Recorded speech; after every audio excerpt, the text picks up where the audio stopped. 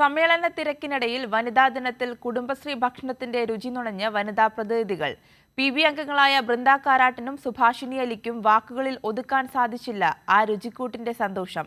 ഇതിനെല്ലാം ചുക്കാൻ പിടിച്ചതാകട്ടെ മന്ത്രി MP രാജേഷും. സമ്മേളനത്തിലെ ചർച്ചയുടെ ചൂടിന് ചെറിയൊരു ഇടവേള. ഉടൻ തന്നെ മന്ത്രി MP രാജേഷിന്റെ നേതൃത്വത്തിൽ വനിതാ പ്രതിനിധികൾ നേരെ പൊതുസമ്മേളന നഗറിലെ കുടുംബശ്രീ കഫേയിലേക്ക്.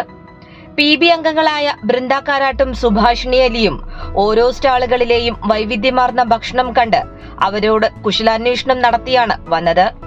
അട്ടപ്പാടിയിൽ നിന്ന് വനസുന്ദരി, പിന്നാലെ പാൽക്കപ്പ, കപ്പ ബിരിയാണി, മുളയേരി പായസം, അങ്ങനെ വൈവിധ്യമാർന്ന കേരളത്തിന്റെ ഭക്ഷണങ്ങൾ തീന്മേശയിൽ നിരന്നു.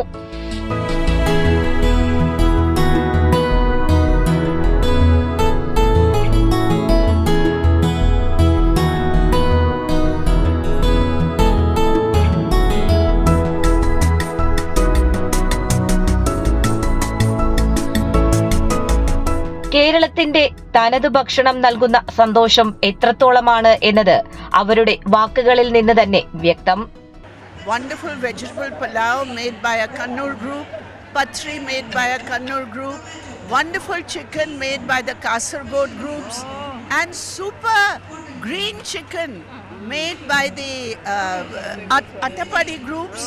So from all over, we have really been enjoyed the cuisine of the Kudumbashri, and it's a wonderful initiative taken by the Kerala government, and on International Women's Day we wish them more success and strength.